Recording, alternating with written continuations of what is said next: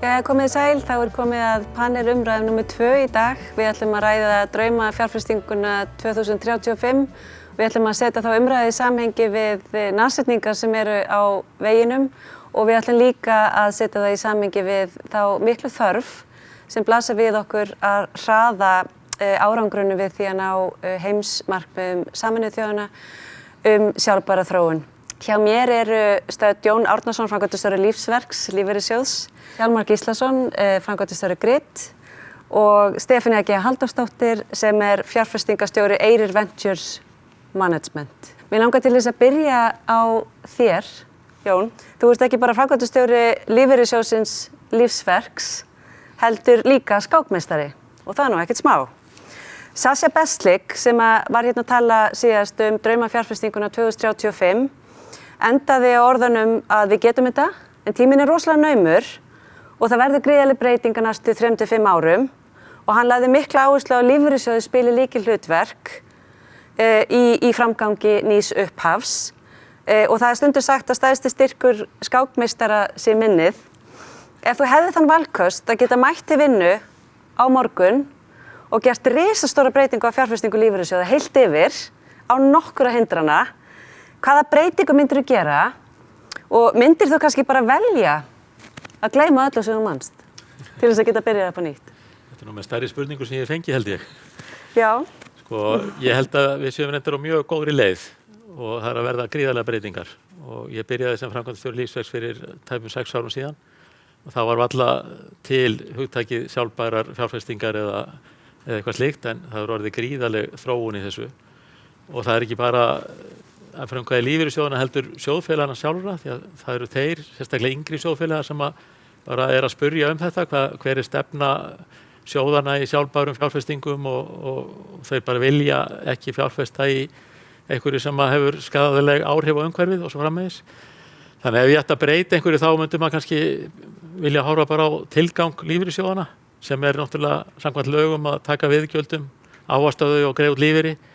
Þá myndi maður kannski vilja útvíkka endataflið í þessu, þar að segja greiða út lífeyri, með því að lífeyrissjóðirnir ættu frekar að stuðla að velferð og auknum lífsgæðum sjóðfélaga, því að kerfið þannig uppbyggt að sjóðfélaginn borgar í 40 ári í kerfið áður en hann tekur lífeyri og það ekkert gaman að taka 1000 krónur meira í umslagið ef jörðin í rúst, það gefur auga leið.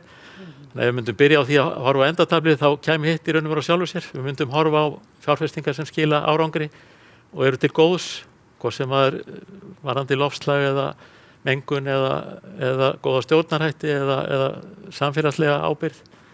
Þannig að það kannski það sem maður myndi vilja horfa á. Kannski bara örstutt, þú veist, ef að við erum að tala nýtt upphaf og við erum að gera það einlegan hátt og við erum að tala það sem bara virkilega nauðsynlegt að við endur þessum kerfin okkar.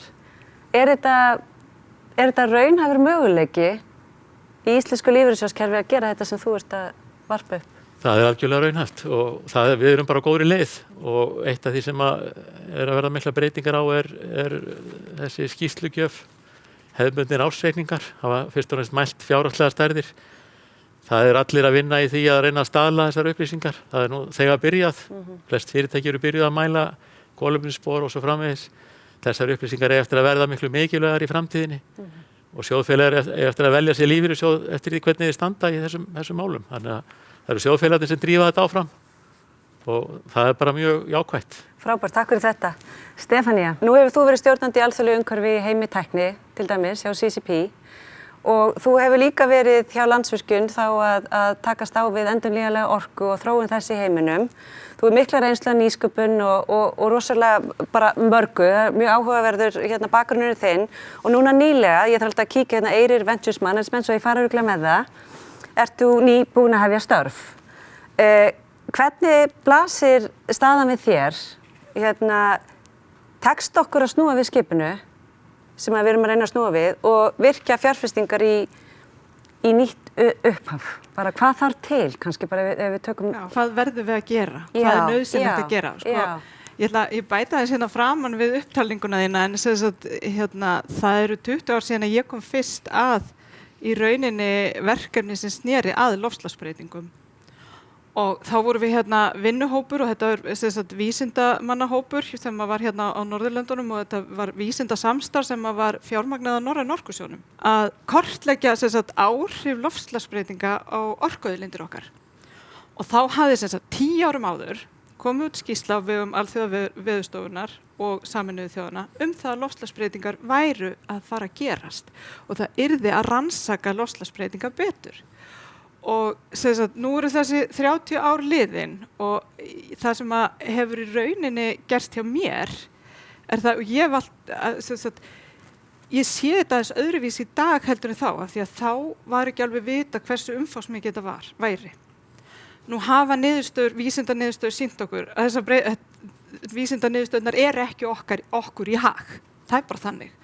Og við erum í rauninni að horfa inn í það að loftslagsbreytingar að gerast.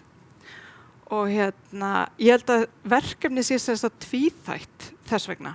Það það að við verðum að stoppa þessa lest sem farin af stað á einhvern hátt, en líka við þurfum að horfast í augu við það að hún farin af stað og að það komnar fram mjög miklar breytingar á okkar umhverfi sem að hafa áhrif á okkar líf og hafa áhrif á allt sem við gerum. Þannig að við þurfum að fara að taka það inn í myndina þegar við tökum ákvarðanir að loftslagsbreytingar að gerast. Og ég held að fyrir þá sem eru að stýra fjármagni að þá það viss áhættustýring að fara inn í þessar fjárfestingar.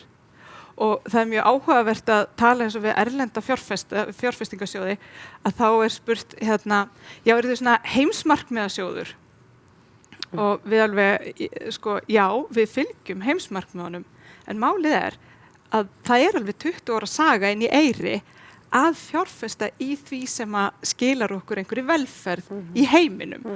Þannig að það svo hætt við því að þetta verði á yfirborðinu og það svo hætt verði þetta verði ekki tekið alla leið og það sem að fjárfestingasjóðir þurfa að gera og það það sem við erum að gera að það að styðja þau fyrirtæki í eignasafninu, styðja öll fyrirtæki í eignasafninu til þess að klára þessa vegferð og eins og Jón var að tala að það miklu meiri krafa á skil núna gagnvart þessum ófjárhagslegu breytum. Og ég held að við eigum ekkert eftir að þurfa 30 ári viðbót til að átta okkur á því að við þurfum að framkvæma þetta núna og það alveg nauðsyn. Þannig að ég held að með þessar meira, það aðhald úr öllum áttum. Það aðhald eins og Jón kemur inn á frá sjóðsfélögum, það aðhald frá neytendum, það aðhald frá börnunum okkar heima og svo held ég líka að við þurfum að vera bara mjög mikið á varðbergi með þessar undirstöður sem að skila okkur þangað.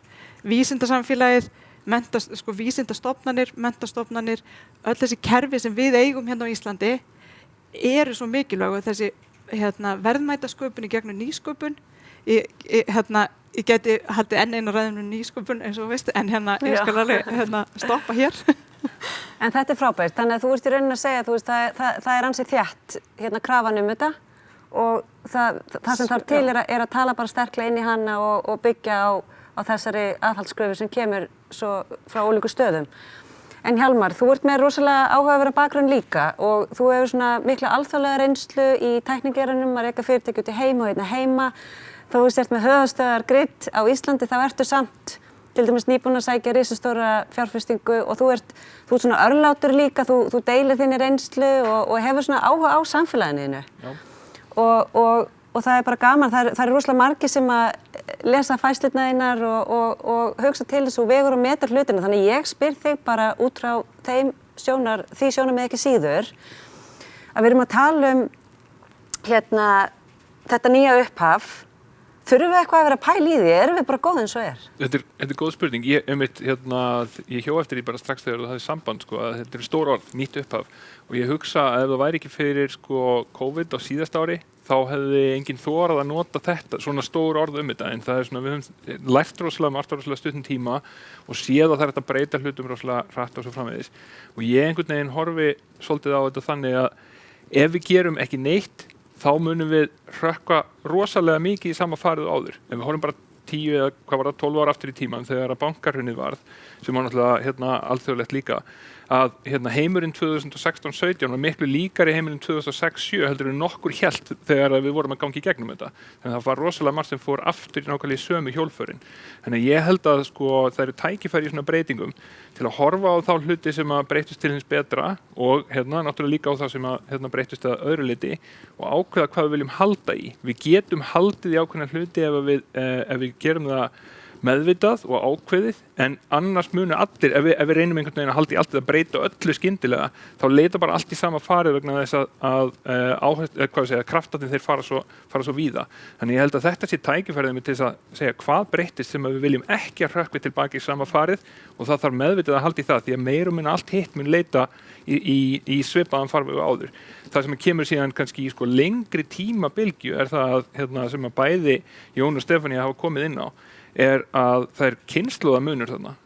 Það er einstaka fólk í kynslóðinni á undan mér og við erum kannski, ég leyfi mér að segja við, en jafnvel ekki nóg, þú veist, það eru einhver sem eru svona, reynum að taka þessa hluti alvarlega í okkar kynslóð, en kynslóðina eftir okkur, það er bara normið að hugsa samfélagið, hugsa samfélagslega ábyrgð, hugsa umhverfið og svo framvegis.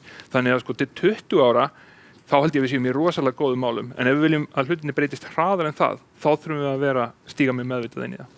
En hvað ef þú hugsaðu þessa hluti sem að við myndum kannski vilja gera meira af og gera betur og aðra sem við viljum kannski skilja eftir, hefur eitthvað mótaðir hugmyndum það og kannski þá Stefanía og Jón líka framhaldinu? Hvað ef þú ættir að velja eitthvað eitt eða tvennt sem að við megum alveg bara setja á stera og annars segja megum bara alveg hætta, veist, hvað er það? Já. Það sem ég bind vonir við, það þarf stórt átöku, það er ekki eitthvað eitt sem við getum gert, en það er, ég held að ef það er eitthvað sem við erum að læra núna, þá er það að hvað annars vegar, hvað við segja bara vísindin og vísindaleg nálgun og hins vegar alþjóðlegt samstarf og samstarf yfir höfuð, þá líka samstarf á milli ríkisstjórna og einkageirans og svo framvegis, hvað það getur skilað miklu að fara inn í þetta. Þannig að ég bind vonir við það, en það þarf alveg meðvitað átak til þess að við munum sjá, hvað við segja, vísindalega nálgun, alþjóðlegt samstarf og fleira notað í þessum stórum málum sem við þurfum að taka á. Við sjáum hvað er hægt að gera og það var alls ekki gallalaust hvernig hefur verið tekið á þessum faraldri.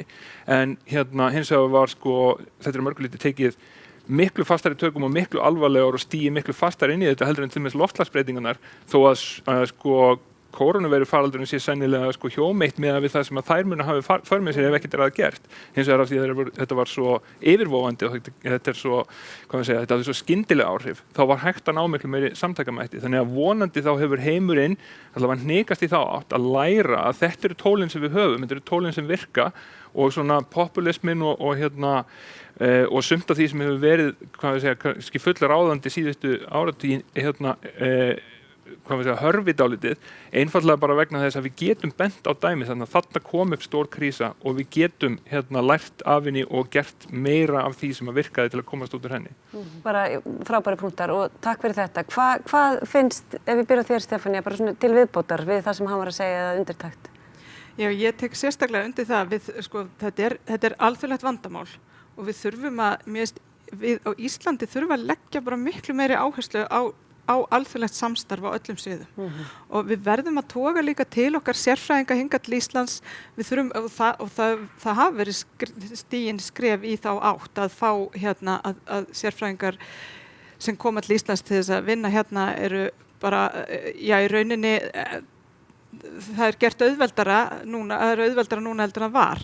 Og ég held að við höfum líka að styðja meira við þetta vísindasamstarf, við höfum að styðja meira við alþjóðasamstarf líka í stjórnmálum og ákvarðanatöku vegna þess að eins og ég sagði þetta með að loftslagsbreytingar eru hafnar, þetta hefur rosalega mikil áhrif á eins og líka skipulagsmál og innviði og allt þetta.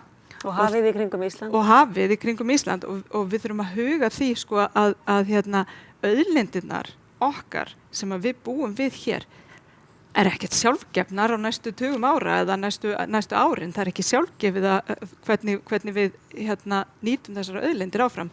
Þannig að það sem að ég myndi gera er að halda áfram í nýsköpun, halda áfram að byggja undir þessa fjórðu stoð vegna þess að við munum klárlega að þurfa á hún að halda. Takk fyrir þetta. Við nefnilega erum að hlaupa út á tíma, þannig að mér langar svo að spyrja þig, Jón. Sko, við erum svolítið mikið búin að tala um nýsköpun og hún er rosalega mikilvæg, en það er fullt af fólki sem er að hlusta á okkur sem að bara, kannski hugsa bara nýsköpun, tækni háskólanám, ég er ekki þar. Getur þú einhvern veginn gefið okkur innsýn inn í sko, þessa hluti kannski og breikka aðeins út þá sem að bara, þú veist, breikka út hópinn sem kemur að, sem er verðmætur, bara hugvita okkar sem er verðmætt, sem kemur á ólíkum áttum og fjárfestingarkosti sem að við eigum að fara að hlúa að og byggja upp. Já, það er náttúrulega ljóst að við erum að fara í gangi í gegnum mjög mikla breytingar, bara núna með gervigreind og allt starfsumhverfi okkar er að breytast, ekki bara á Íslandi heldur alls þar í heiminum. Þannig að þetta snertir raun og veru alla, þetta snertir öll störf, þau eftir að breytast og ég tek alveg undir með Stefaníu og Hjálmari að þetta er mjög mikilvægt að hlúa að nýjum atvinnugreinum og bara undirbúa framtíðina. Það verður ekki status quo hérna á næstu árum. Nei. Og þetta verður mjög spennandi tími og kannski eitt sem maður bæta við í þessa umræðu að það er þessi langtíma hugsun sem ætti kannski vera meira af. Það er ennþá þannig að verið er að meta störf stjórnenda á ársfjórðungsgrunni mikið til í staðinn fyrir að horfa á lengri tíma. Og það er þessi langtíma hugsun sem að skipti máli. Ef að fyrirtæki er á réttri leið til lengri tíma, þá er það eitthvað sem þarf að horfa á meira. Mjög mikilvæg punktur. Takk fyrir kærlega og þakka ykkur öllum alveg kærlega fyrir ykkar innlegg. Frábært að fá að hafa ykkur hérna með okkur. Nú langar mig til þess að kynna næsta atriði á dagskrá, en við erum hérna, fáum næsta hlusta á Rakel Evu Sævarsdóttur sem er verkefnastjóri hjá Deloitte. En hún hefur verið á síðasta ári að gera rannsókn og meta stöðu íslenska fyrirtækja á grænu vegferðinni og hvernig stjórnendur þeirra takast á við loftslagsáskorunina og sendi sagt könnun til 300 stærstu fyrirtækja landsins og stjórnenda þar. Hún ætlar að kynna fyrir okkur niðurstöðurnar og erindi hennar ber yfirskriftina Íslenski stjórnendur á grænni vegferð, spurningamerki. Og að því loknu þá fáum við til okkar nýjan frábæran hóp í panel til þess að rýna í þær niðurstöður.